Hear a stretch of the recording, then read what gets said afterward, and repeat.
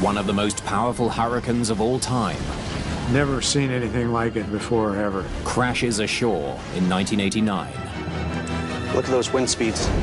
Hurricane Hugo creates mayhem on the ground, At the time, it was the costliest U.S. hurricane in history. while in the air, Can't get the left wing down. Mother Nature's got a hold of my airplane. Don't force it. the killer storm is ripping apart a government research plane. And she's taking it where she wants to take it. We're losing number 3. I don't believe this. Number 3 engine's on fire. More power. The pilot lost control of the aircraft. That's all we're gonna get. We started plunging downwards. It's not enough. I thought death may be coming.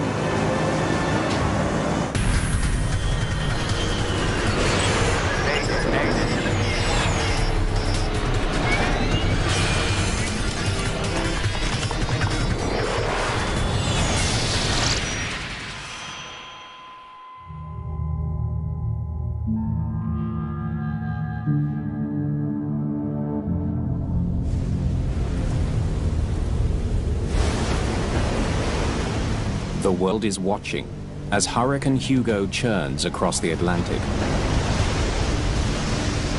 It's a massive cyclone, over 600 kilometers wide.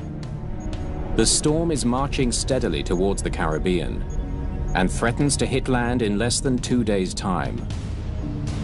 On dozens of islands and along the US seaboard, people rush to get out of Hugo's path. But high above the ocean, a team of hurricane hunters is doing the exact opposite. Do you have 90? I've got 95 on this. They're heading straight for the eye of the storm. Whenever you're approaching a hurricane for the first time, you always have a little bit of that tingling, like anxious, what is this storm going to be? All storms have different characters. They all have different personalities, and a lot of times they can be pretty mean. 40 minutes out. Enjoy the sunshine while you can. Roger, enjoying sun. NOAA 42 is a scientific research plane with the National Oceanic and Atmospheric Administration, or NOAA. We had a who's who of hurricane scientists flying with us, some of the most experienced hurricane scientists in the world. By flying into the storm, the scientists on board can precisely measure wind speeds, temperatures, and pressure, valuable data to help predict Hugo's path and ultimately save lives. Jeffrey Masters is NOAA 42's flight director. It's my job to guide the aircraft into the eye. So I have to tell the pilot, okay, come left 10 degrees and change your track to this particular track. Jerry, let's go with a track of 070 until we get a little closer. So I was issuing commands to the pilot as well, studying the winds, making sure we were going to go right into the eye. Turning to 070. Thanks, Jeff. At the controls is Jerry McKim. A Navy pilot for 20 years, he's flown into 4 previous hurricanes. People think we're crazy for flying into hurricanes, and not one of us have a death wish. Not one of us want to get hurt. We just do our job. What are you thinking for speed? Thinking we blast our way in. Let's try to keep it at 250 knots. The flight's commander is Lowell Genslinger, one of the most experienced hurricane pilots in the world. My 13th season, this penetration was the 249th penetration. Since hurricane reconnaissance flights began in the 1940s, 2 US air crews have been lost. 17 people killed. Yeah, I guess you probably would need to be kind of a maybe a risk taker or something like that, yeah. But probably not everybody wants to do it. The NOAA crew took off from Barbados in a P-3 Orion turboprop. It has the power it needs to penetrate the strongest storms. It's a very tough airplane. It's a stubby wing with 4 big, huge engines on it. It's very, very powerful, built like a tank. It can take turbulence, it can take a beating and keep on ticking. So it's a good airplane. The P-3s are flying laboratories, and they've got over $10 million worth of specialized weather equipment. So they've got the best sort of weather picture you can possibly get in the air. 45 minutes out from the storm, NOAA 42 is cruising at just under 10,000 feet. Scientist Frank Marks monitors his radar while preparing for the mission ahead. We're flying out and we have a pretty good radar perspective. We can see, the eye was very clearly obvious, and we were focused on getting this experiment called the Hurricane Energetics Experiment. The object of this was to study the storm's interaction with the ocean. And in order to do that, you need to fly at low level near the ocean.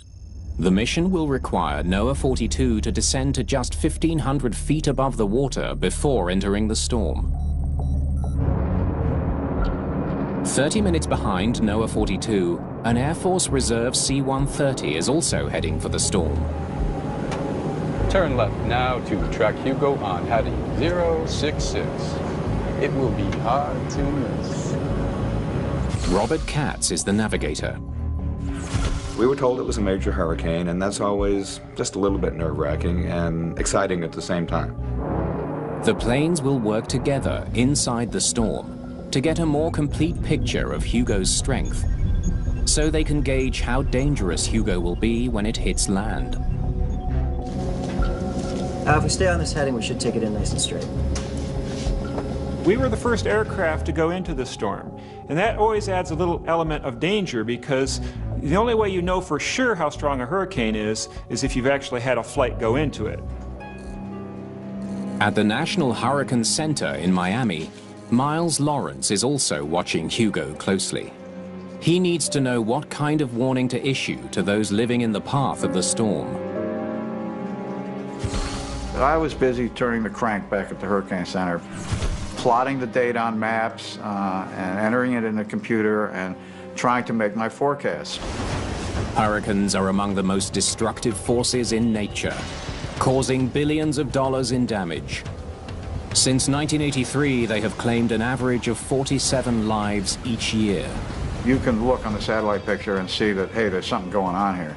So we knew there was something going on, but was it going to get that strong? We didn't know that, not looking at a satellite picture. Looks like we need to keep an eye on this one. Go in, look around, go home. That's the plan. While they fly, NOAA 42 will transmit regular bursts of weather data back to the Hurricane Center. There's an aircraft satellite data link. So every 30 seconds, it just takes a snapshot of what we're seeing with the instruments, and so they can see the progress of the storm. They prepare to begin their descent.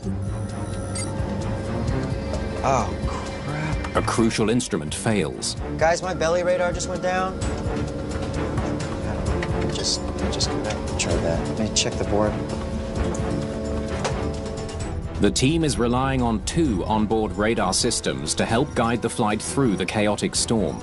The most critical one has suddenly gone dead. Jeff, how's our heading looking? Without their lower fuselage radar, the crew is now flying partly blind. Yeah, just stand by, Lowell. We just lost our belly radar. I have a nose radar. It's a C-band radar also, just like the belly radar, but it's not as powerful as this belly radar. Yeah, okay, I'm coming up. The nose radar didn't have as long a range, and we couldn't see the eye wall with it. I'll just try to troubleshoot this. I'm going to go talk to the boss, all right?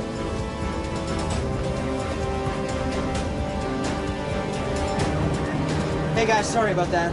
Is it fixable? I think so. I mean, yes. Yeah. Attaboy. We got technicians and electronic engineers on the back that work it, and they have to reboot it or do whatever they do.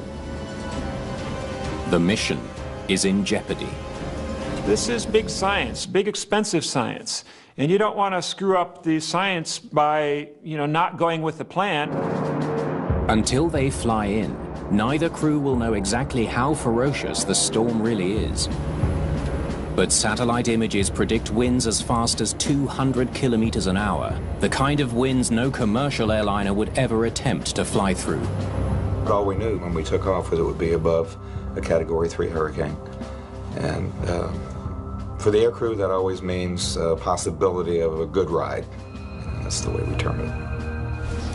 Hurricanes are rated on a scale from 1 to 5. A Category 3 means winds between 178 and 208 kilometers an hour. It can destroy mobile homes and cause major flooding.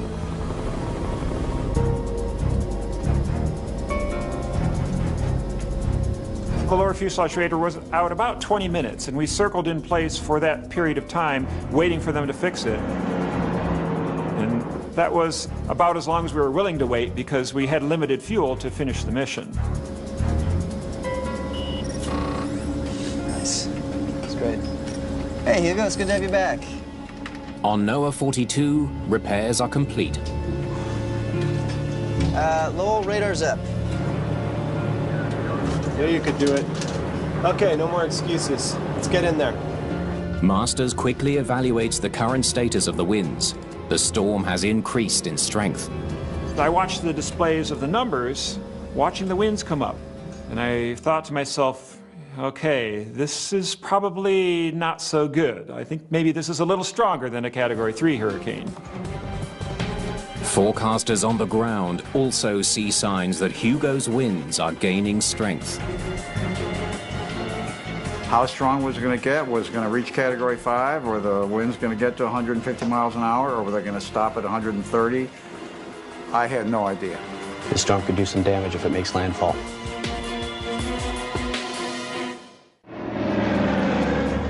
As they approach Hurricane Hugo, the crew of NOAA 42 prepares for their mission. Unless anyone has any objections. I'm good. I'm good. Down we go. They're planning to fly through the storm barely 1,500 feet above the ocean. In a hurricane, the winds are strongest down at the low level, and we call it the planetary boundary layer. So if you're flying at 500 meters, you're right at the level where the winds are probably the strongest. That's 1,500 feet. 4,000 feet. The low altitude is an ideal place to study the storm. Steady as she goes. But it's also a more dangerous place to fly. 3,000. The lower you go into the storm, the more violent it is. At 20,000 feet, it can still be rough. It can still be violent. But it's not nearly as rough or as violent as down at 1,000 or 1,500 feet.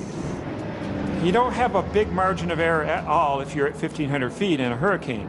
You can encounter downdrafts that'll drive you down at 500 feet or maybe 1,000 feet without the pilot being able to do anything about it. Lowell, we are drifting. The newly repaired radar helps Masters guide the plane into the wind. Let's get over another 10 degrees left. Roger, 10 degrees left. Track 080. Turning left, 080, coming right up. After NOAA 42 enters the hurricane at 1,500 feet, the Air Force C-130 will follow them in at a much higher altitude, 10,000 feet. They preceded us by about 30 or 45 minutes into the hurricane. NOAA 42, this is Teal 57. Confirm your altitude through the eyewall will be 1,500 feet. We always make contact with the NOAA airplanes to make sure that we coordinate our locations. Teal 57, NOAA 42. That's right, we are now descending to 1,500 feet. Roger, NOAA 42. Ladies and gentlemen, please fasten your seatbelts and put your trays in the upright position. Set condition 1. Condition 1 alerts the team to buckle up and brace for heavy turbulence. It will take 20 minutes to fly through the outer wall of the hurricane, with winds growing stronger and stronger until they reach the calm eye of the storm. I was definitely on edge as we approached Hugo. I mean, this was a big, powerful hurricane.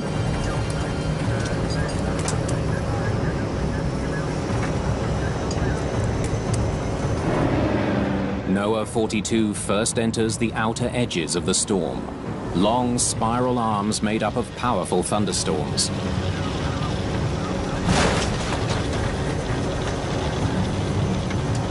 Gonna be a bumpy ride. Immediately, it gets dark, and you start hearing the hammering sound of rain on the fuselage. And the window gets streaked with rain, and you can see the wingtip start to bounce up and down, but you can't see very far. You're kind of in this gray cocoon. Seriously? It was very rough. We were being thrown around before we even got to the eye wall. Not to the point where we were out of control, we were just being thrown around. Genslinger joins McKim on the controls.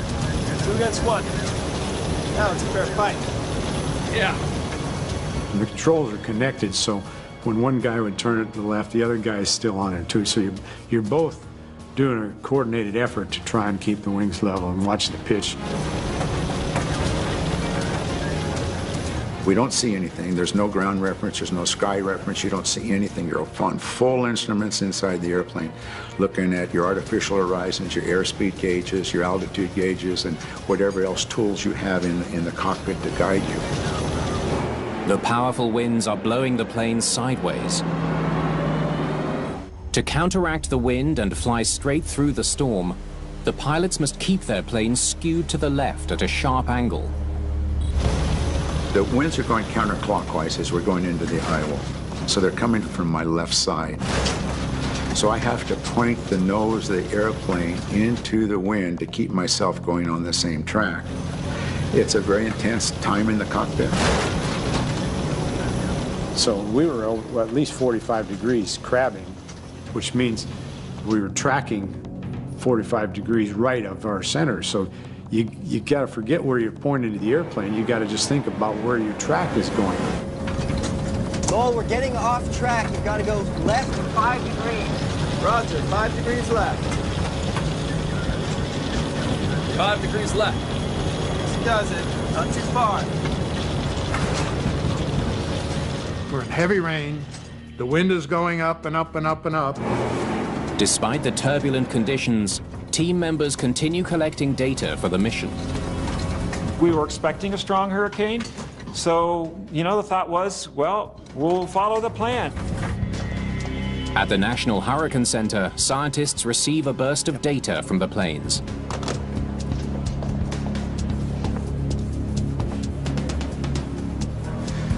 Look at those wind speeds. It reveals increasing wind speeds and dropping pressure inside Hugo, a sure sign that the storm is getting worse. I think this storm's going all the way. We were thinking in terms of a Category 2, 3 hurricane, and now we've got something which is almost a Category 5. On board NOAA 42, Jeffrey Masters is coming to the same conclusion. Hope I'm wrong. I really hope I'm wrong. There'd only ever been one Category 5 hurricane in recorded history out this far east, and I had never been in a hurricane at that low an altitude and that was that strong. A hurricane is classed as a Category 5 if it has sustained wind speeds of 252 kilometers per hour or higher. When they hit land, they can rip buildings clean off their foundations. Flying through one safely is the biggest test any pilot could face. Let me off this ride. McKim knows that turning around is not an option. We don't do U-turns. Once we make the commitment to go in, we go in. In such fierce crosswinds, banking his plane to turn could send it tumbling to the sea. I'm having to point the nose more to the left as the winds are getting stronger and stronger. Let the plane find where it wants to be. I'm trying, but she doesn't know what she wants. Suddenly, the plane begins banking dangerously to the right. I'd never experienced anything like this. There was just kind of this big kind of thundering, shaking sound. The whole airplane just kind of quivered.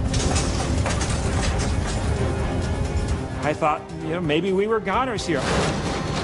I'm trying to pull back on the rudders, and I can't do it. I can't get the left wing down. Don't force it. And I look at Lowell over there, and he's doing the same thing.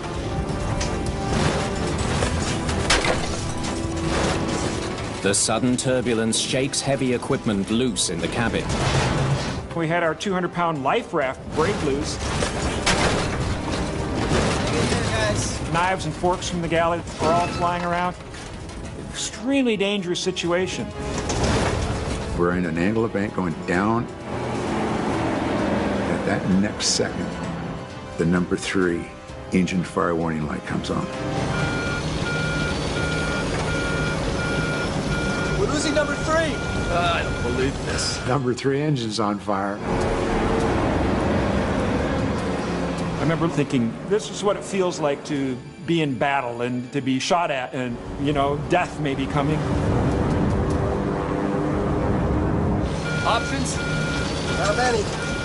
With one engine on fire, they're losing altitude fast.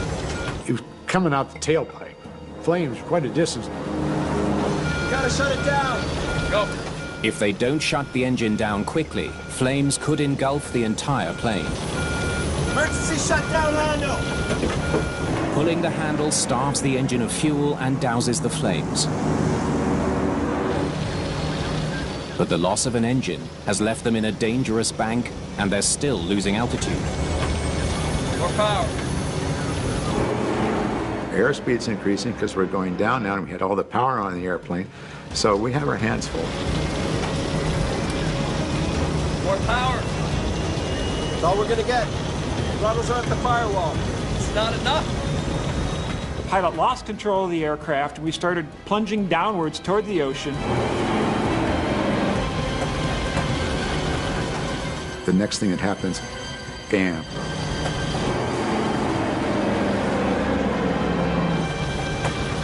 We're through the eye wall. Oh, thank God. Never been happier to see the inside of a hurricane. The crippled plane has made a narrow escape, emerging into the relative safety of the hurricane's eye. It's just a big sigh of relief. We're in the eye, now what? The air in the eye is calm. We gotta climb. Yep. But NOAA 42 desperately needs altitude. They're less than 1,000 feet above the ocean. No way you could ditch or anything because the waves were 60 feet high. And, you know, who wants to go down there? So you just wondered how, you know, we're going to be able to pull this thing out. The only way out of the storm is back through it. But with only 3 engines running, re-entering the eye wall at this low altitude would be suicidal. The hurricane hunters had never been through something like this before and survived. Let's try to get her up to 6,000. Their only hope is to try to exit the eye at a higher altitude where the winds aren't as strong. But with one dead engine and heavy with fuel, the plane is struggling to climb. I thought there was about, I figured a 1 in 3 chance that we weren't going to make it back. There's another problem. The eye of the storm is less than 20 kilometers across. If they don't start turning, they'll fly back into the dangerous turbulence. We had to immediately make a decision about how to turn to stay in the eye, because if we hit the eye wall again, we were probably goners. NOAA 42 begins a series of slow spirals inside the eye. But the motion of the storm means they need constant corrections to their path. You need to track about 2 points northwest. Yeah, got it.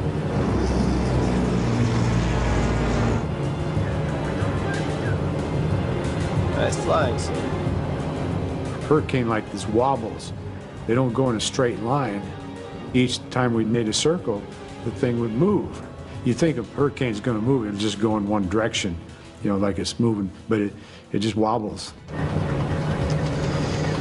Everybody in one piece up here? Just barely. You look around you and you're inside kind of a giant stadium. You can kind of see the clouds slowly rotating. It's the kind of this ominous marching of the clouds around you. Now what? Wait for the cavalry to arrive? Works for me. The strategy buys them time to figure out what to do next. The only thing is we didn't know what kind of shape the airplane was in as far as structural problems, you know, and that's nothing you could do about that. You just wondered, you know. They also have no idea how much stronger Hugo will get. If wind speeds in the eye wall keep increasing, NOAA 42 may be trapped with no way out. When a hurricane's undergoing its initial rapid intensification cycle, like Hugo is doing, sometimes it's able to concentrate its winds in a very small area right around the eye. Their best hope is the Air Force plane still approaching the storm. NOAA 42 to Teal 57, we've had an emergency, we've lost 1 engine. The first thing that NOAA 42 said to us was that they had an emergency and they'd lost 1 engine. And our airplane became very silent. I can remember just turning around, looking up at the pilots. They turned around, they looked back in our direction, and everybody was thinking, oh no.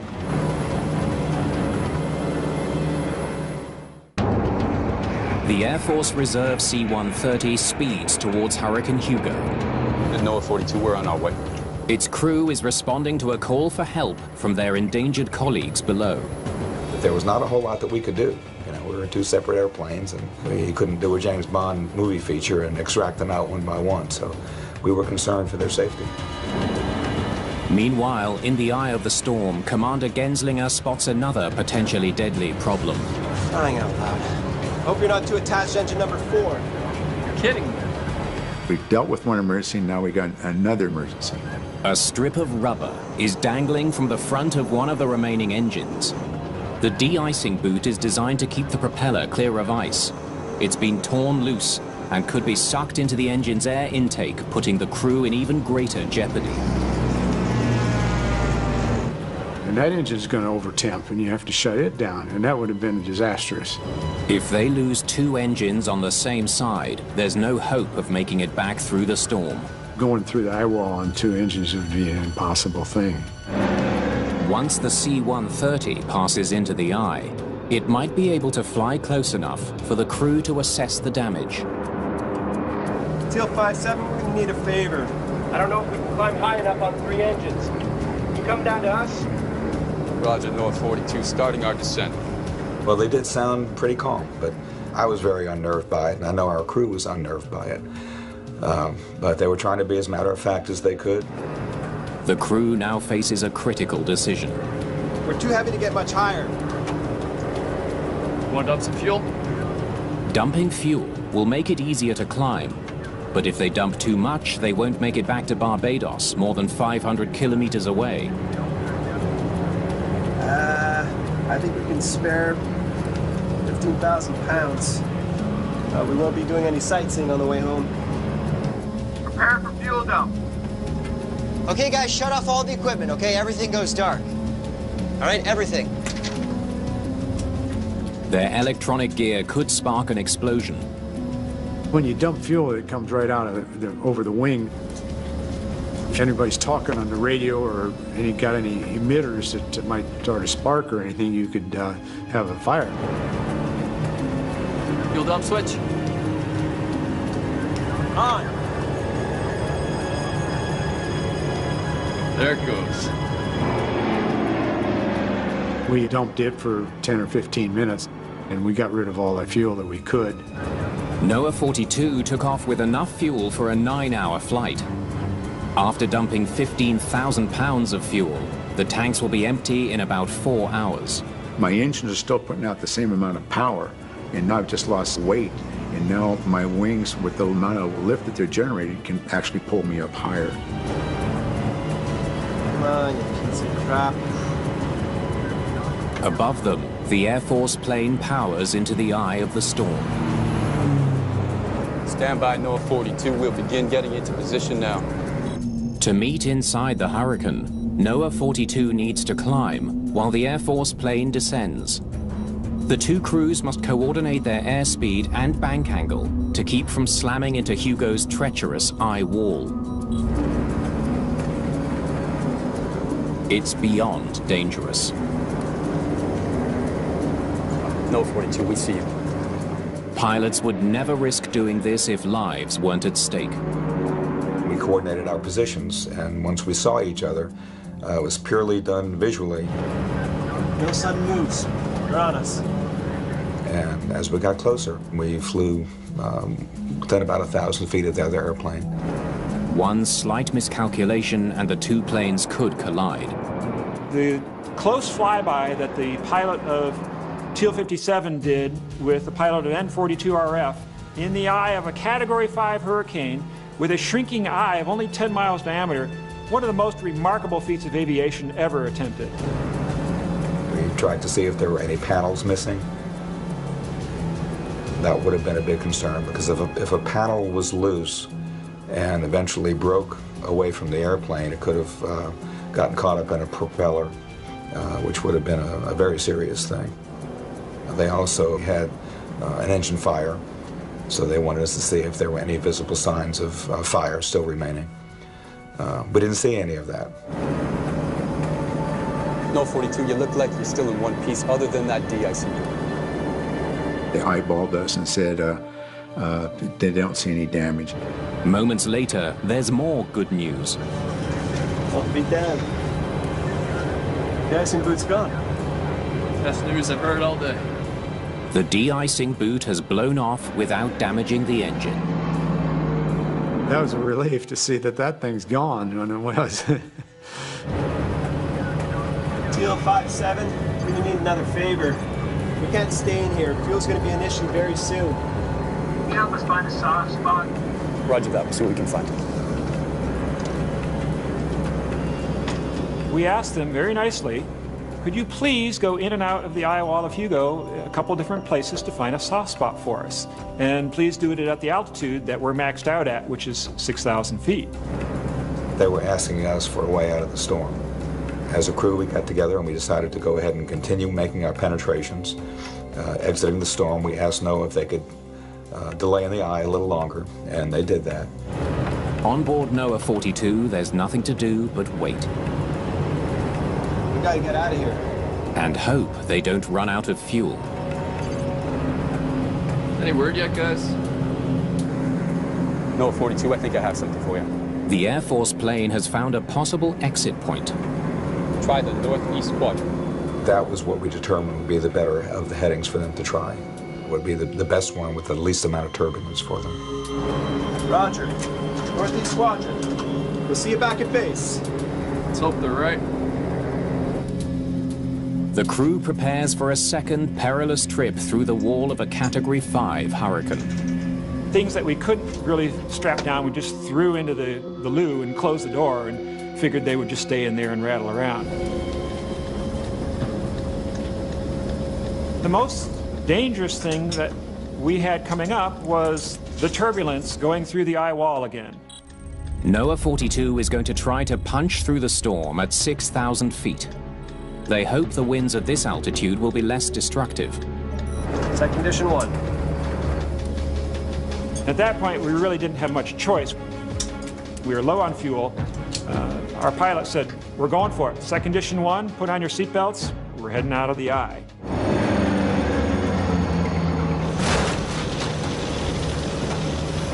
We weren't confident at all that we wouldn't just suddenly have a failure and go splashing in the Atlantic Ocean.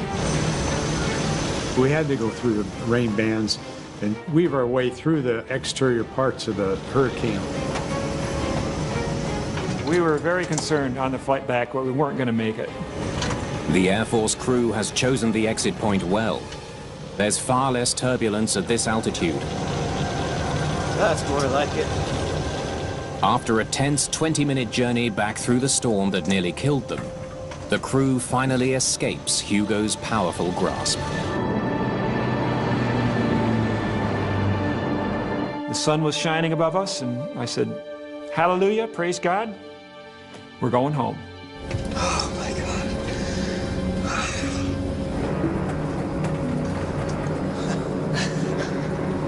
What a day. Yeah, a little too close for comfort, if you ask me.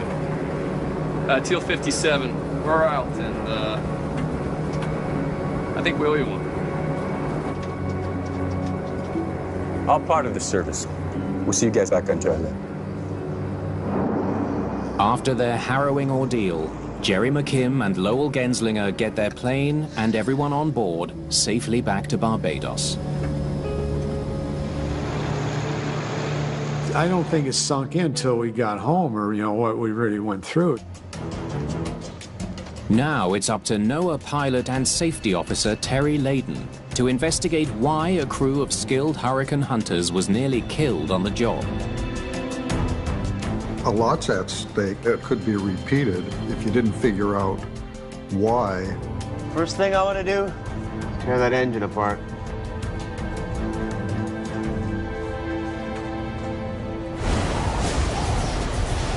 Between September the 17th and the 22nd, Hugo devastates St. Croix.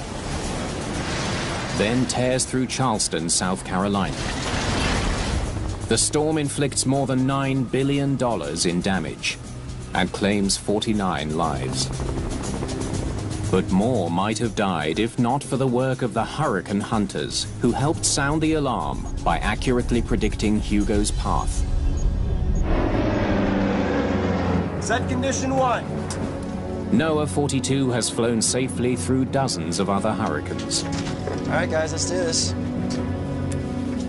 Investigators need to know why this mission was so harrowing.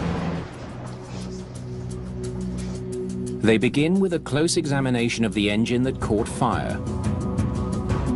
We called in a Navy maintenance engineering crew from Naval Air Station Jacksonville. Let me see that again. These folks can pull an airplane apart, put it back together, and look at every aspect of it. It's getting a little bumpy. They suspect the severe turbulence somehow damaged the engine. Oh. But they don't know how. Let me off this ride. Data from a sensor in the cockpit reveals how severe that turbulence was. Pulling a lot of G's in that cockpit. The G meter uses sensors to detect the aircraft's motion and calculate how much stress it's being subjected to. I can't get the left wing down. Don't force it. The G-forces are some of the most powerful ever recorded in any hurricane, and far beyond what the plane was designed to withstand. P3 can handle up to 3.5 positive Gs and 1 negative G. The G meter recorded stresses of 5.8 positive Gs and 3.7 negative Gs. But the question remains, did the severe turbulence somehow cause the engine fire? Investigators find an unexpected answer. It had nothing to do with the storm. Turbulence was not a factor in the fire. They determined that the fuel control unit was the problem. A broken sensor couldn't properly regulate the amount of fuel flowing to the engine. Navy records reveal that the same problem has been reported on other planes. And as it turns out, the Navy has a history of this kind of problem. When the sensor failed, it fed too much fuel to the engine, and it ignited into a stream of flames. We're losing number 3. I don't believe this. It was just an unlucky coincidence that the failure happened during this flight. It could have happened on takeoff, it could have happened en route to the hurricane. We gotta shut it down. Go. It could have happened anytime. It's just incredible that it happened at the worst possible time. Emergency shutdown, Lando.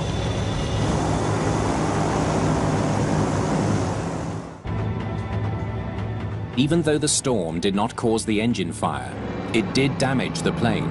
Hope you're not too attached to engine number 4. Kidding me. The torn de-icing boot threatened to knock out a second engine, which would have led to certain disaster. We were worried that it would get caught in propeller and shut down the number 4 engine, but we got lucky. That didn't happen. They wonder why Hugo contained such unusually strong turbulence. When the team studies all the scientific data from the flight, they find their answer. No wonder we had problems. The violent winds that rocked their plane were caused by an unusual weather phenomenon that's never been seen before. The eye wall of the storm was dotted with tornado-like areas called mesovortices, where wind speeds reached 320 kilometers an hour. NOAA 42 was unlucky enough to fly directly into one. Investigators are left with an important question about the future of hurricane research flights. When the next major storm hits, And down we go. how can they keep hurricane hunters safer when they fly into the eye of a storm?